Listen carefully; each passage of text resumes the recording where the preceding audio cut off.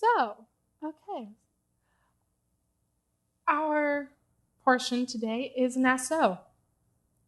And it means to lift up, as in the heads of the men that, with the census in the beginning of this portion, that, as in to lift up the heads and to take account. And that was where Naso was derived. So it's Numbers 4:21 through 7:89.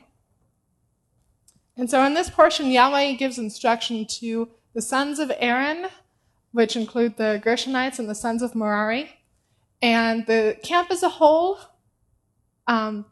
between neighbors and man and wife, and the Nazarites. Today we're going to focus more on the neighbors and between the man and wife, but I want to cover the sons of Aaron also before we get into that. All right. Before we even go on, I want to say it was amazing studying this and preparing for today. I've never done this before, so sorry if I sound a little nervous, but it was a blessing because I had my own ideas of what I wanted to teach on.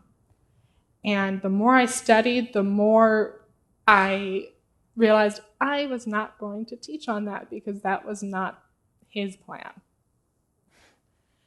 And does that happen to you a lot? Yeah. And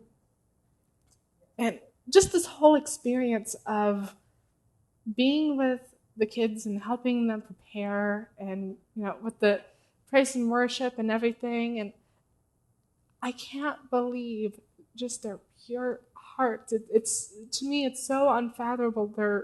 Their hearts wanting to do it. The moment I told them that we were going to have this day, they were so excited. Yeah, they were like, oh, well, what can I do? What jobs are there? I've all signed up for all of them. I had a whiteboard upstairs during Torah boot camp, and there are some kids that signed up for 5 different things and realized, oh, I can't do all of them at once. So you'll notice a lot of us will have stickers on that have our jobs on them. I think there's like a dozen or so Brads. And there's a head Brad, there's a few different Brads. An usher Brad, security Brads. I think isn't Jeremiah Daniel Kennedy? Yeah. No, dancing. He was dancing earlier. So I hope that you guys can keep your eyes open and see just what it is that we are hoping to do, because we're really trying to serve you today. And that's a blessing for us, and we hope we bless you with it. All right. So, okay, Numbers 4:21 through 26. The Lord spoke to Moses, saying, take a census of the sons of Gershon, also, by the fathers' houses and by their clans, from 30 years old to 50 years old. You shall list them, all who can come to duty to do service in the tent of meeting. This is the service of the clans of the Gershonites. In serving and bearing burdens, they shall carry the curtains of the tabernacle, and the tent of meeting with its covering, and the covering of goatskin that is on top of it, and the sons for the entrance of the tent of meeting, and the screen for the entrance of the tent of meeting, and the hangings of the court and the screen for the entrance of the gate of the court that is around the tabernacle and the altar, and their cords and all the equipment for their service. And they shall do all that needs to be done with regard to them. Now, I don't know about you, but if I were to be assigned, for 20 years of service, you're in charge of curtains. that I wouldn't be going, oh boy! I don't know. That's not something that I would normally hear. To me, it's like curtains and all of the hanging things and all. Isn't there something else? But I had to take another look at that. And really, you have to understand, this is his tabernacle. This is their job. This is his holy place. They get to serve it every day. This is something that is so amazing to just have that honor of doing it. And as far as the ram skin and goat skin, we'll talk about that later on. That's something for later. But it's amazing because really what this is it's Yahweh saying, okay, this is my holy place that I have given to you. And I'm giving you chores. This is Daddy giving his children chores. This is Daddy telling us, look, I've set aside this just for you and me. This is our special place. But we need to take care of it too. And this is your job. This is your chore. And that's a blessing, to be trusted with that responsibility. It goes on. All the service of the sons of the Gershonites shall be at the command of Aaron and his sons, and all that they are to carry and all that they have to do. You shall assign to their charge that they are to carry. This is the service of the clans of the sons of Gershonites in the tent of meeting, and their guard duty is to be under the direction of Ithamar, the son of Aaron the priest. As for the sons of Merari, you shall list them by their clans and their fathers' houses, from 30 years old up to 50 years old. You shall list them. Everyone who can come on to duty to do the service of the tent of meeting. And this is what they are charged to carry, as a whole of their service in the tent of meeting. The frames of the tabernacle, with its bars, pillars, and bases, and the pillars around the court with their bases, pegs, and cords, with all their equipment and all their accessories. And they shall list by name and the objects that they are required to carry. This is the service of the clans of the sons of Merari, the whole of their service in the tent of meeting under the direction of Ithamar, the son of Aaron the priest. So cords and pillars and bases and pegs. What is our pillar? What is our base? Yeshua. They are there to look after that. The whole tabernacle, just like everything else, is such a picture of Yeshua. The bases and the pillars to the ram and goat skin and everything, it's just a picture of Yeshua, and we'll go into that more. I'll get out my notes so I can...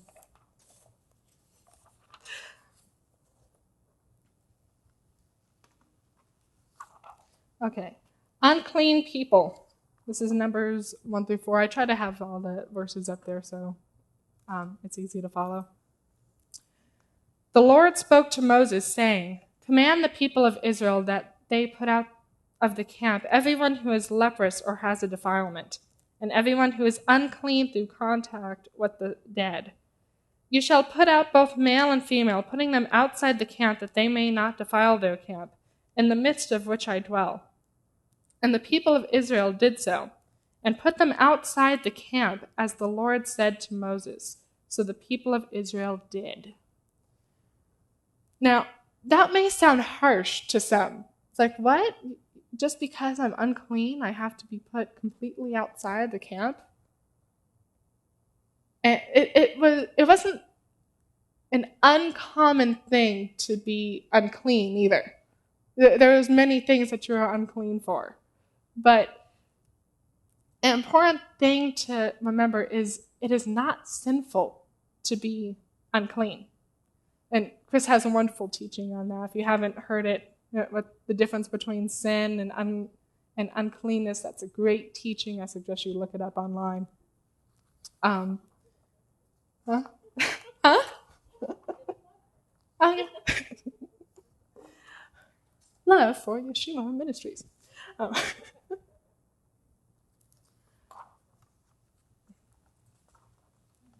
but why are unclean people also not allowed in the temple? Why does there need to be that distinction? And the reason for that is because he dwells there. It's because that's supposed to be a set apart place. It is holy and is to be without spot or blemish. And to be unclean or would defile it, and that's not something that can be allowed.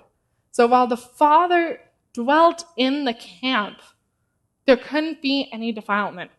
There couldn't be any spot or blemish. It had to be completely clean. It had to be, no people could be there to make it, to defile it.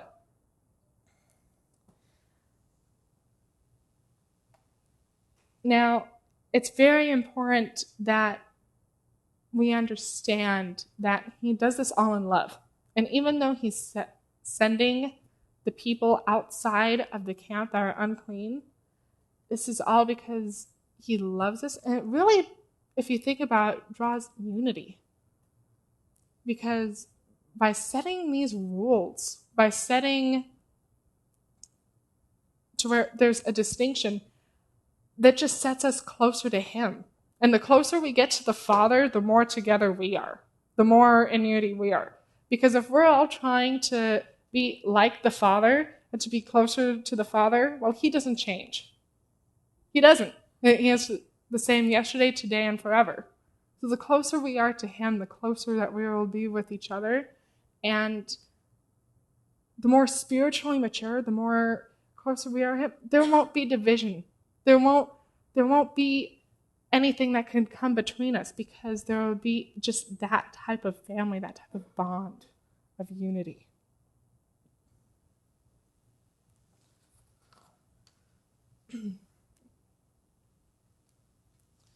And the Lord spoke to Moses, saying, "Speak to the people of Israel, when a man or woman commits any of the sins that people commit by breaking faith with the Lord, and that person realizes his guilt, he shall confess his sin that he has committed, and he shall make full restitution for his wrong, adding a fifth to it and giving it to him to whom he did the wrong. But if the man has no next of kin to whom his restitution may be made, in other words, he's dead or not available, for the restitution may be made to the priest, in addition to the ram of atonement, which atonement is made for him, and every contribution, all the holy donations of the people of Israel, which they bring to the priest shall be his.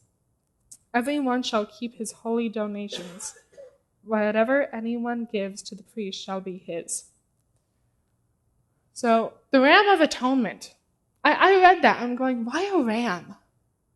Why must it be a ram? Why not an ox? There's places where we'll take a lamb, or they'll take, doves or goats. Why a ram specifically? So, according to many online dictionaries, I referenced several of them, so it's pretty sure that's what it means. But ram means, well, number one, ram. As in the food, the sacrifice, the skin dyed red for the tabernacle.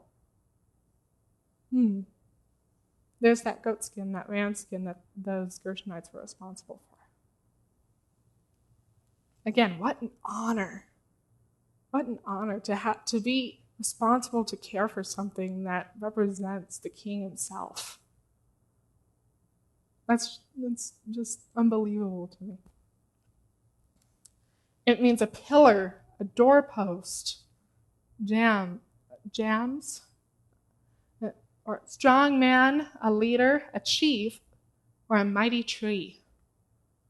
So a ram sounds a lot like Yeshua.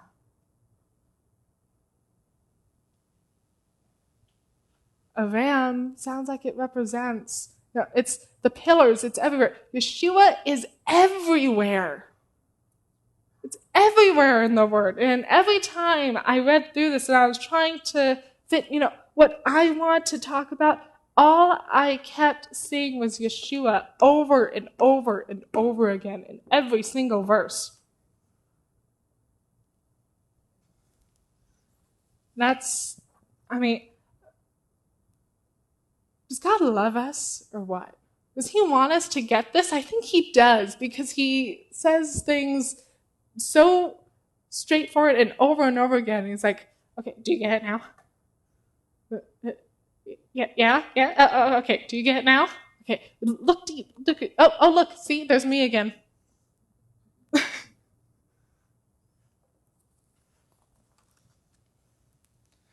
And so, where else do we see a ram? What came to mind was this story.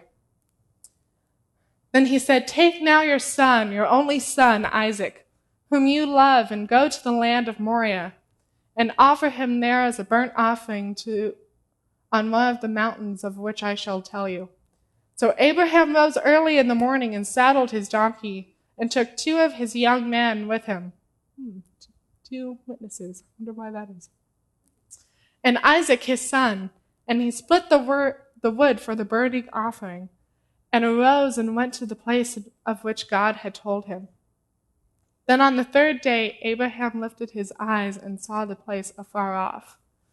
And Abraham said to his young men, stay here with the donkey, the lad and I will go yonder and worship, and we will come back to you.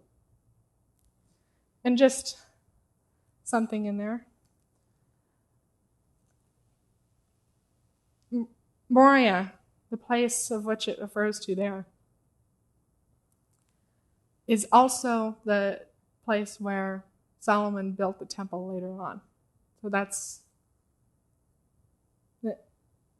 very significant. I think this is kind of an important place. You think? Yeah. I'm not seeing a lot of interaction here. You're all kind of just staring at me, and that makes me nervous.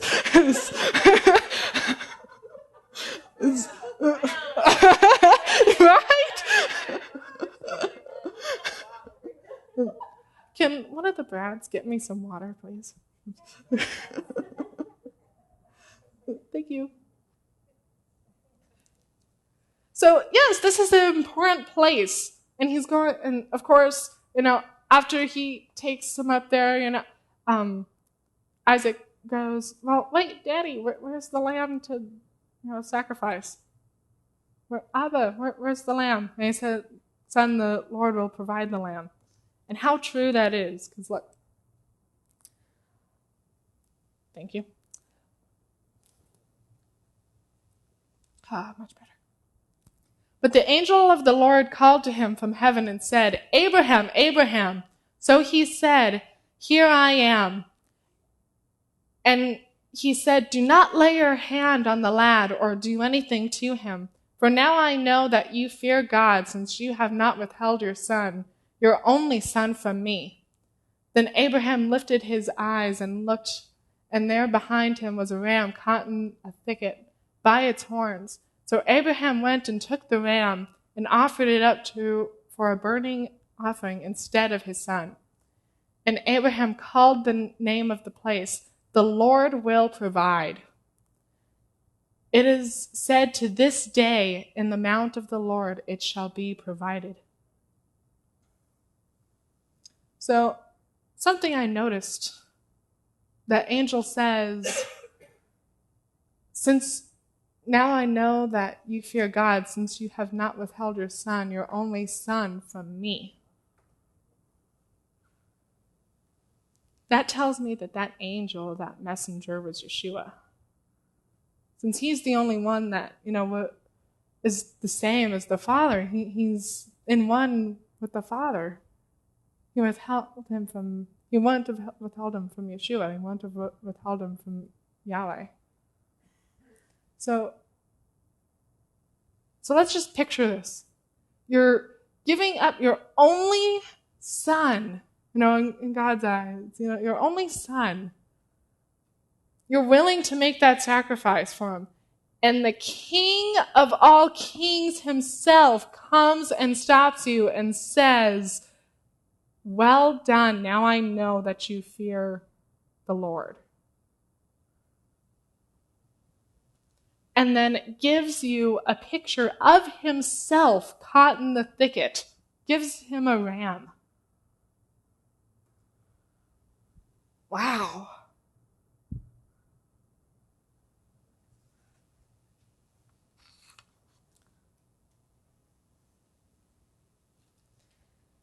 Let's see. Where else do we see the ram?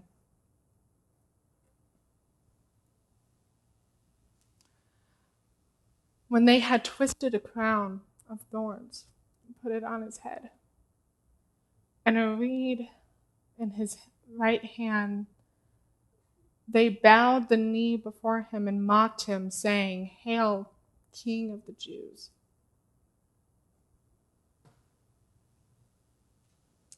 He was that ram with the thorns on his head.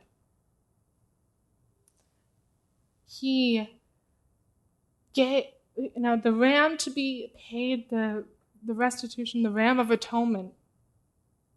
That was him. That whole thing with him telling them this is what you do if you wrong your brother. This is what you do. You give them a ram. Why? It's because that's what the Father did. He will always fulfill his own word. He will always stay to it. It doesn't change.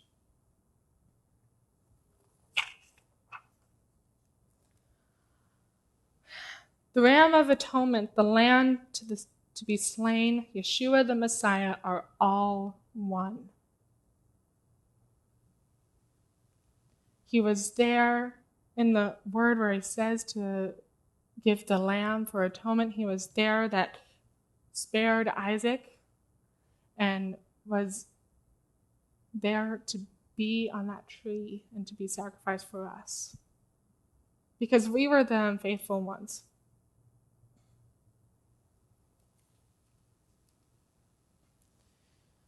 The test for adultery.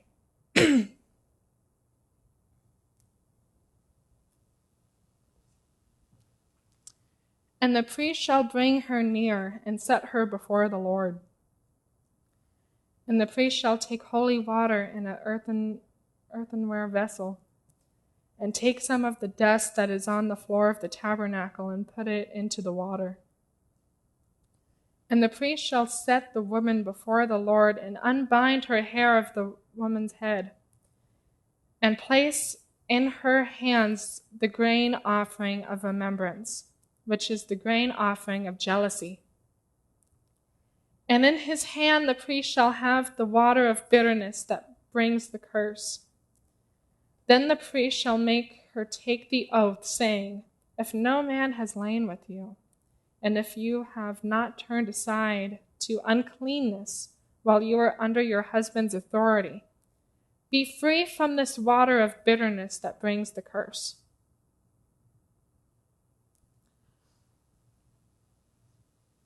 We agreed. We said, I do at Mount Sinai. We agreed to be faithful. We were then under his authority. That was our husband's authority.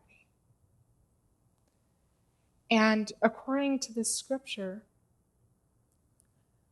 for him to be free of responsibility, once we are under his authority, once any wife is under her husband's authority, he is then responsible for her. So if she goes astray, it's his fault. Because he didn't guide her. This is a way for him to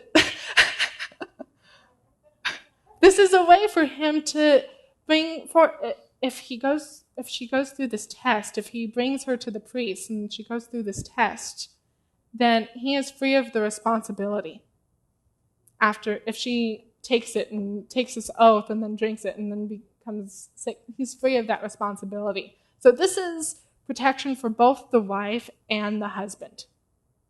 This is something that Yahweh put in place to be merciful and still discipline.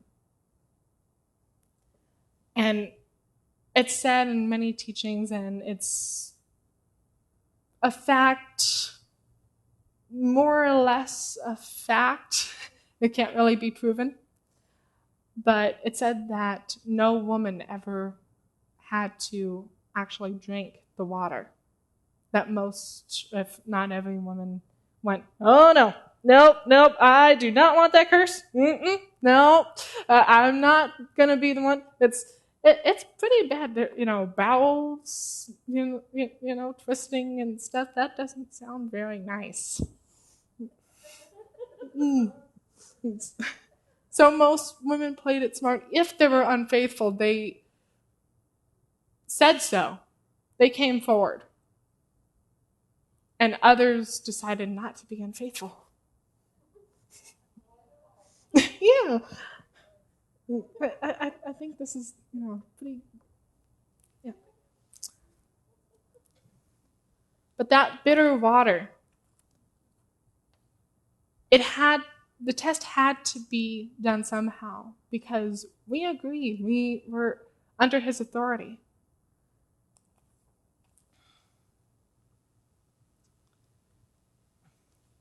Because here, it says, but if you have gone astray, though you are under your husband's authority, and if you have defiled yourself, and some man other than your husband has lain with you, then let the priest make the woman take the oath of the curse and say to the woman, the Lord make you a curse and an oath among your people. When the Lord makes your thigh fall away and your body swell, may this water bring the curse pass into your bowels and make your womb swell and your thigh fall away. And the woman shall say, Amen, Amen. In other words, yes, I agree. Yes, I do. Yes, I agree to these terms. That's what we did. That's what his people did, at that Mount Sinai. We agreed to that. But Yeshua took the test for us. Now, from the 6th hour until the 9th hour, there was darkness all over the land. And about the 9th hour, Jesus cried out with a loud voice, saying, Eli, Eli, I cannot say that part. Chris, can you help me out here? Eli, Eli, lama sabachthani? Yeah? Okay. That is, my God, why have you forsaken me? Some of those stood there when they heard that, said, this man is calling for Elijah. Immediately one of them ran and took a sponge, filled it with sour wine, and put it on a reed, and offered it to him to drink. The rest said, let him alone. Let us see if Elijah will come and save him. And Jesus cried out again with a loud voice and yielded up his spirit. He took the test for us so we didn't have to. He drank the bitter water. And of course, he was not adulterous. He was perfect. He was without spot or blemish. He was that perfect lamb to be sacrificed. So he freed us in so many ways that night.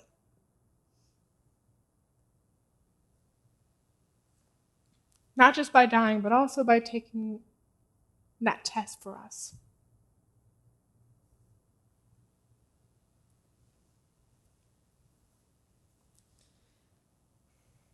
Something also there that's very controversial in a way is when he says, my God, why have you forsaken me? It's taught a lot that he said that because the Father had to turn away and turn his back on him while he took on the sins of the world. And that isn't scriptural, because it says he'll never forsake us. Why would he forsake his own son? So, and it says right there in the next verse, some of those stood there when they heard that said, this man is calling for Elijah.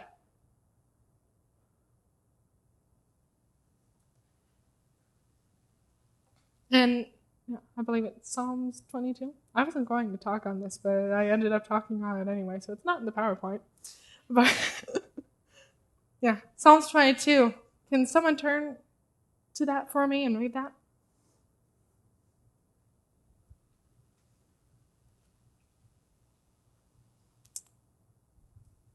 Can one of the Brads grab a mic?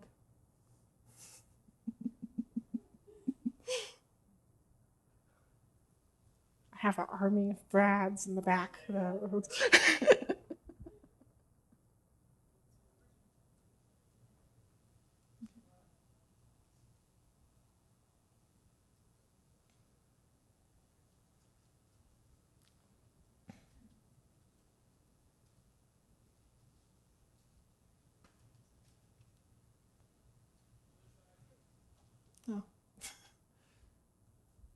All right, there we go.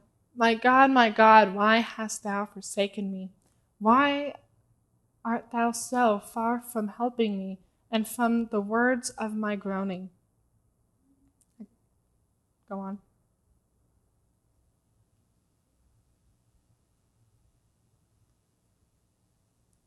Oh my God, I cry in the daytime, but there answer not.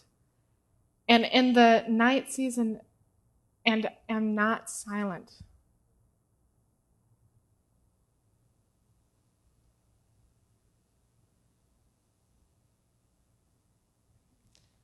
But you are holy, enthroned in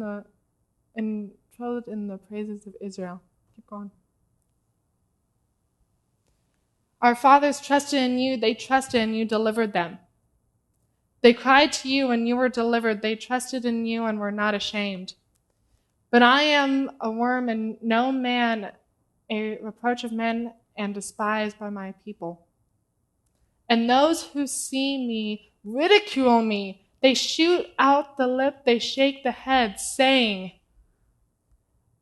he trusted the Lord. Let him rescue him. Let him deliver him, since he delights in him.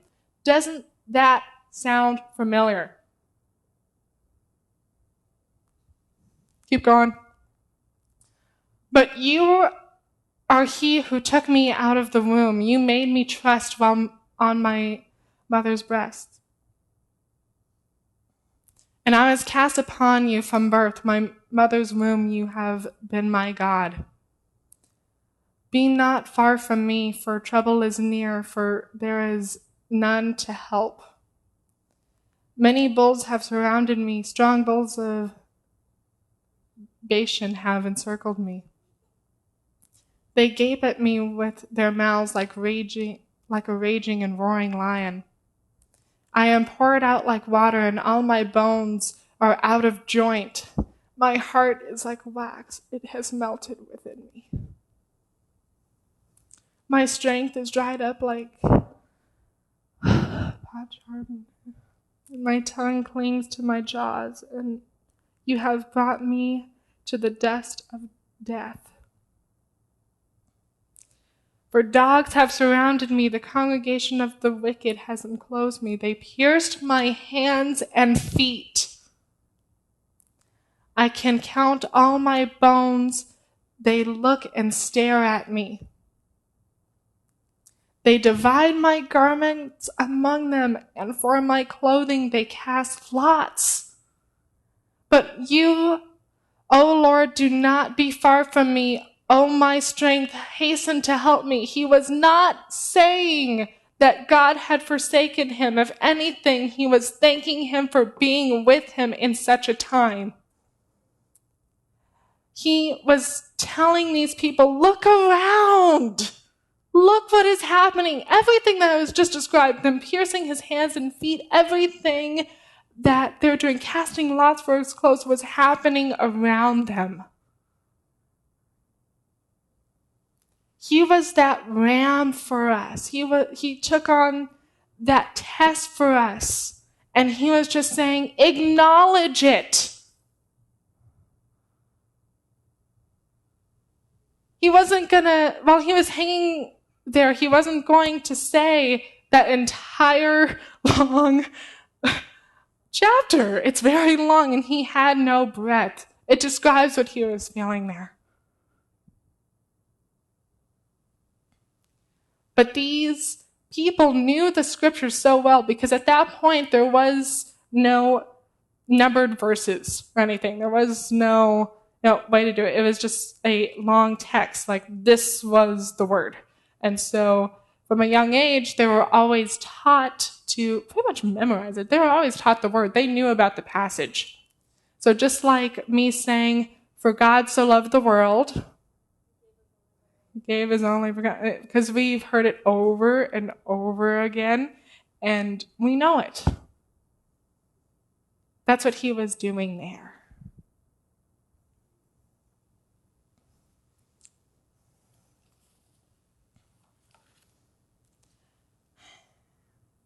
In the end, he blessed us once again by being that lamb, by being that sacrifice. And I'm over on this side.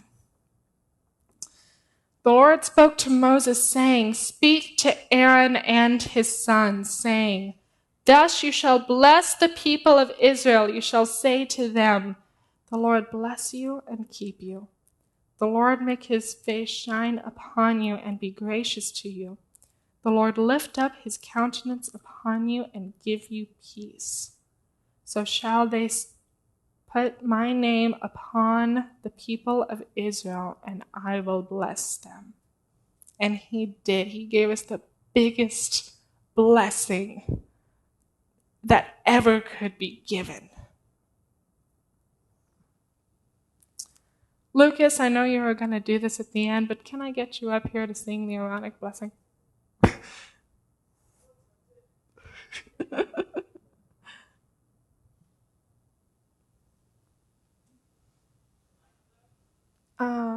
There was one that Josh got. I don't know what happened to it. Oh, it's right there. Or not.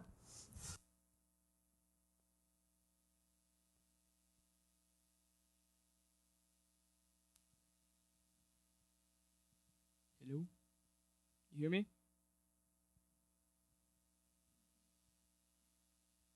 It's been a while. Gonna try the best I can. Yeverechecha Adonai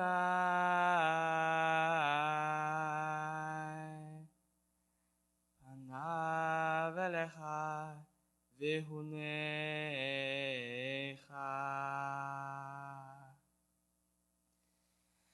Yisar Adonai Panav Elecha Ve'asim Lecha Lecha Shalom.